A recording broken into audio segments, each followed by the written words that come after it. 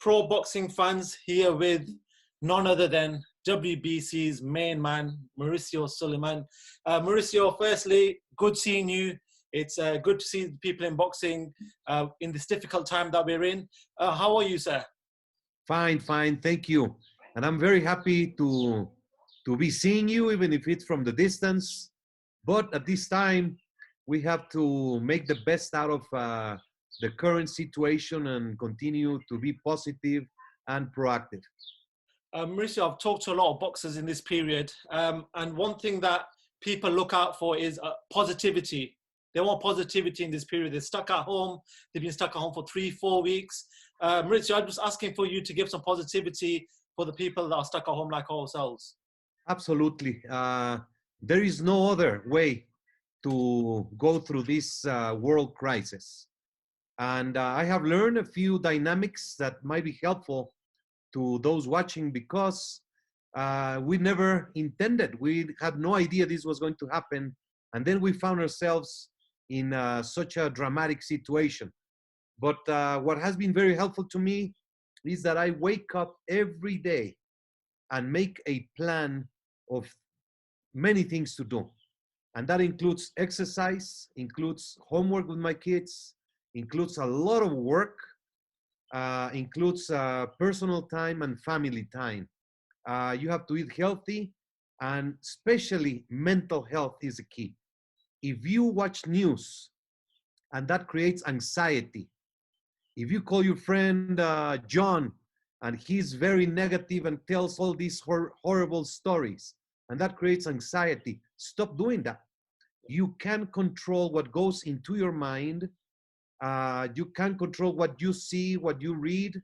And if you are doing things that make you feel worried, stop doing that. You can do many other things. We always blame that we don't have time to do X, Y, and Z. Now we have all the time. Read the book, write a book, watch the movies, watch the fights you have always dreamed to watch, but you have not had the time to do it. Spend time with your family, talk to them, learn from them. There's so many things, but it's all here and we can control it. That's the good news.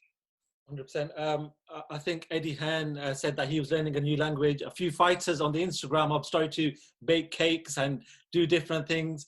So that's sort of the positivity that people are spreading. I think the message is to be a bit more proactive, like you said. You know, be productive, do the most that you can with your day. 100%. Mauricio, I want to start off this interview a bit different, because I logged onto the WBC page on Facebook yesterday, where there was a certain legend that you were talking to in Iron Mike Tyson. And that was a fantastic interview. You spoke about certain things that not a lot of people have heard of. You know, the pigeons, the pictures from the WBC convention. It was a great interview. I want your thoughts, Mauricio, on the legacy that Mike Tyson has left behind in boxing. Mike Tyson, inside the ring, one of the greatest heavyweights, without a doubt. The power that he had, the domination that he had in his prime, it's one of the best in the history of the sport. But now he's teaching us many other lessons. His legacy is still being constructed by him. He is a true example to see how things can go wrong. And he has taken such a view of his life, has corrected the path, and now he's very happy, he's successful, he's at peace, and he's much more important, greater for me now than ever. If anyone hasn't seen that, so that's going to be watching this interview, I'd advise them to watch it, because it was great. Like Mike actually got really happy when he looked at them photos. He actually told you, I want them photos, Mauricio. Are you sending him over a photo album? Yeah, we're putting together a great photo album for him because he had a very unique relationship with my father, with the WBC. I believe I am a personal friend of Mike Tyson since 1986. Yeah. I call him Miguel. I don't call him Mike. I call him Miguel. And when he saw those pictures, I think he has never seen them before, because his reaction was great. And we talked about a few things that happened in that trip. And we just had a lot of fun And you can watch it. It's at the WBC webpage in the WBC Talks. And I'm sure it's everywhere and many other outlets. It's entertaining. We kept it short and sweet, and it was a very, very fun time with Mike. Mauricio, I wanted to talk about your late father, the great Don Jose Sulaiman. When I think about this person, and you've spoke about him on numerous occasions in interviews, there's certain stories that pop up. Obviously, the most famous one is you've come downstairs, you've seen Don King and Muhammad Ali in your living room. But what are the stories? What are the fights, or what are the stories did your father bring to you? He was such a great talker. Just to be with him, breakfast, lunch, dinner, meetings, in a flight, he had so many great stories from any kind of topic. He was a very specific man, unique man, but he taught us as kids many things that have been the key for our legacy, for our day-to-day behavior. He told us that you never look down at a shoe shine boy or a pupper, but you never look up to a king or a president. You look the same. We are all the same. You provide the time and attention to anyone who looks for you. And he had some tremendous stories that we enjoyed talking to him. I miss that so much. And he touched so many people. And he used to love to talk and to share and to listen and to make the difference in people's life. Going off that then, Mauricio, how much maybe not pressure, but how much emphasis is it on yourself to make sure that you carry on this success story of carrying this big green and gold belt organization that's known throughout boxing and carrying it out successfully? It's no pressure. It's motivation. Okay. My father, I don't compete to try to be greater than him, I don't compete. All to the contrary, I am motivated to try to be like him. I will never accomplish what he did in his lifetime, but I can do certain things to keep his name clean, to keep his legacy going, to keep the Sulaiman name as honorable as it has always been through his deeds in life. So when I think of my father, it's every morning when I wake up and I say, I want to be like you today. When I go to bed, I pray to God that I have accomplished being like my father on that day. So it's no pressure because it's a motivation and it's the opportunity. To be the son of Jose Sulaiman opens the doors for many great things for me and my family. And I just feel that I have to be very responsible, work harder than anyone, stay focused, and to be successful. But that's a motivation, not pressure. Once again, great answers from yourself. It's somebody that when I've spoken to yourself before, Mauricio, when you've come to the UK, and it seems that this is your life, like boxing. There doesn't seem to be anything else apart from your family and this boxing that you've got ahead of you. Boxing, ever since I remember, boxing has been around my life. It's my 24-hour day life, without a doubt. I do have other passions. I was a very good goalkeeper in football. I was a good baseball player. I play the drums. I love music, and I love my family, and I like sharing time with my family. But boxing is all over. It's all around. And it gives you a great opportunity to be part of something, to be alive. We learned through my father and my mother that we have to serve others.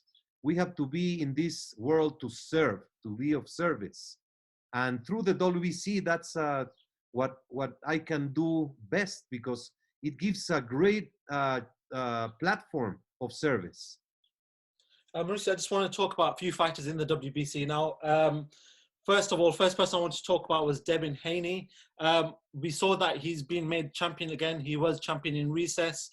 Can you just give me your decision on what's happened there? We know that Luke Campbell was supposed to fight Fortuna for the title, but now, you know, there seems to be a bit of confusion. Can you just sort of tell us what's going on with that?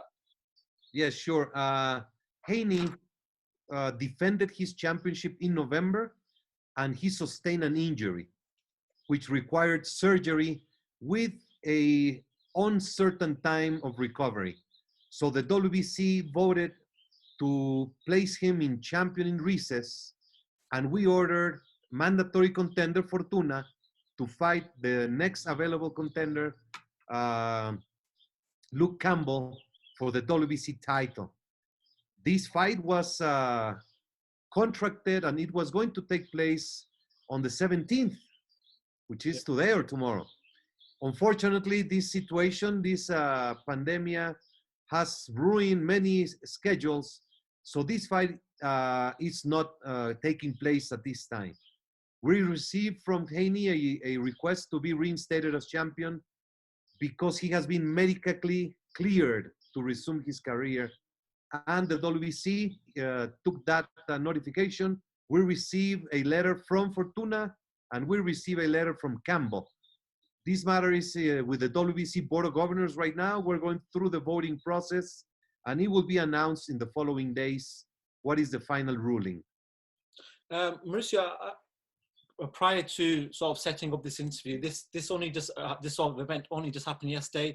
Devin Haney was carrying out an interview, and there were certain remarks that were said which seem to have got the public's interest, and there's quite a bit of negativity regarding it. I just wanted your thoughts if you were aware of this. He was doing an interview, and the comments that he possessed, I'm just going to read them out to you because I don't want to misquote anything regarding this. I just wanted your thoughts on it. He was asked by 76 Sports TV about Vasyl Lomachenko, about a possible fight with Vasyl Lomachenko, and his answer was, "I will never lose to a white boy in my life." I'm not sure if you've been aware of this interview, but I just wanted your thoughts on that. Have you, if so, have you spoken to Devin Haney regarding it? I was made aware of this this morning, and I'm going to look at the interview so I can see it and not rely on third parties' comments. It seems he said it, and it makes me extremely disappointed. The WBC has no room for discrimination, and it is completely unacceptable. That is not the behavior of a WBC representative. So we're going to look into it, try to do a little research, but we certainly will address this matter. Okay. Just next question. A couple of weeks ago, WBC, in agreement with Vada testing, put out a tweet saying that they're going to suspend testing until this period of the coronavirus period. The reaction from that, from fighters, from trainers, was quite negative. They basically were saying that the WBC, Vada, and UCAD did that as well in the UK, put out a tweet, and it sort of gives the cheaters time to cheat now. What's your reaction to that? What's your response back to that? Well, first of all, I made a mistake when I make the public comment. It was not in agreement with Vada. Vada notified us that they could not perform testing when there was a health situation as it is happening right now. Yeah. So it was the WBC decision to suspend the unannounced random testing process of the clean boxing program. Why? Very simple. We are all about security and safety. Yeah. And we are not going to put a human being, a lab collector, in risk, sending him out in the street when in most countries it is prohibited and unlawful. We are not going to put our champions, our boxers, and their families at risk, having someone from the outside come into their home.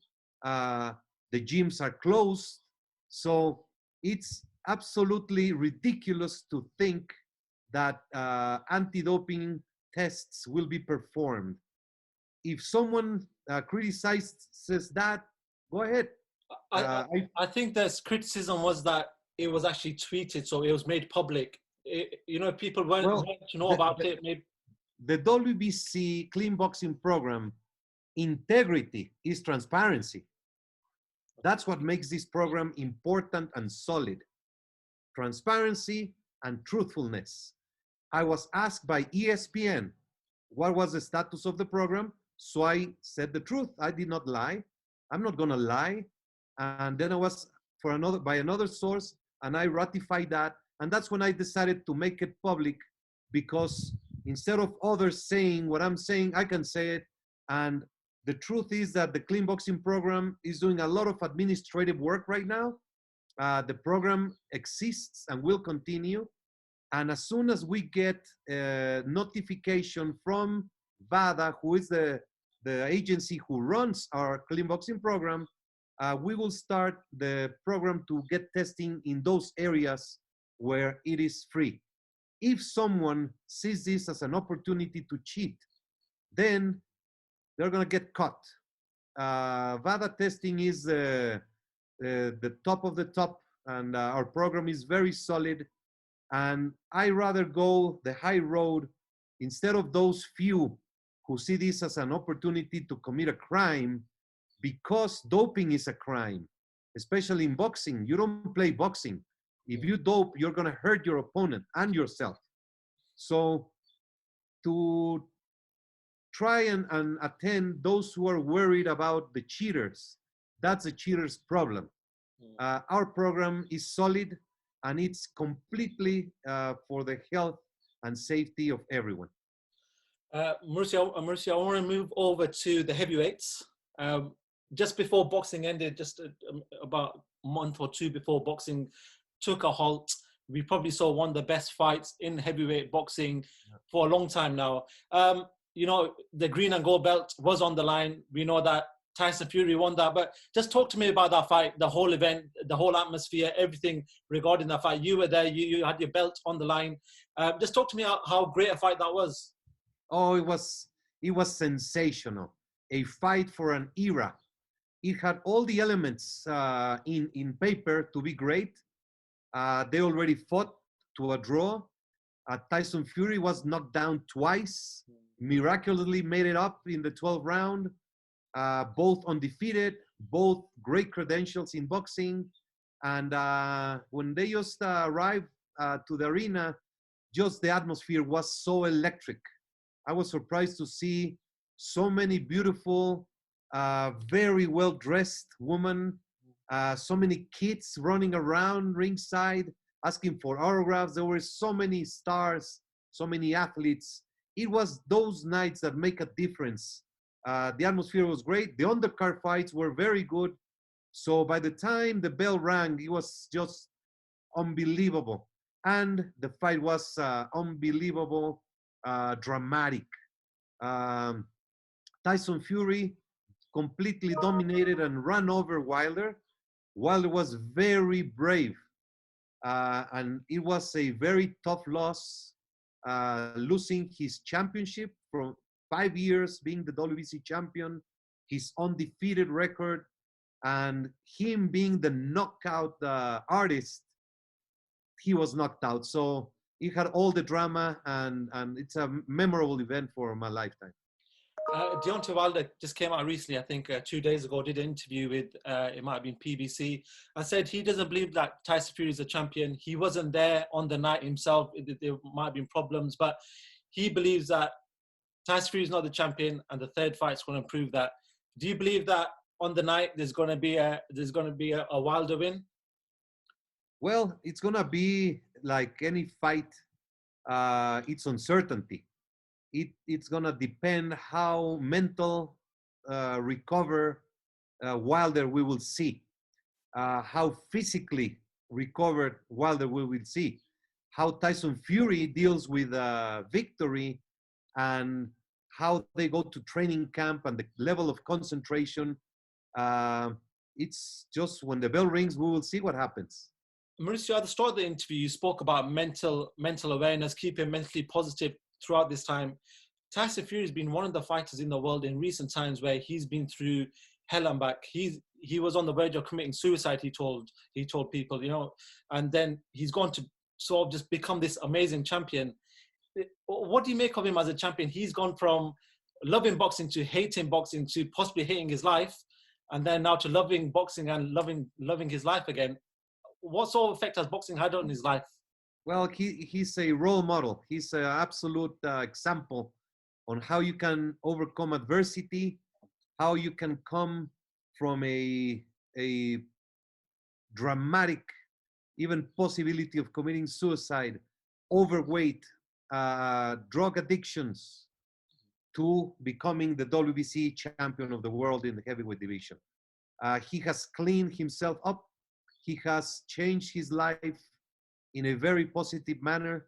He speaks in a very positive way. He has influence in millions of people around the world.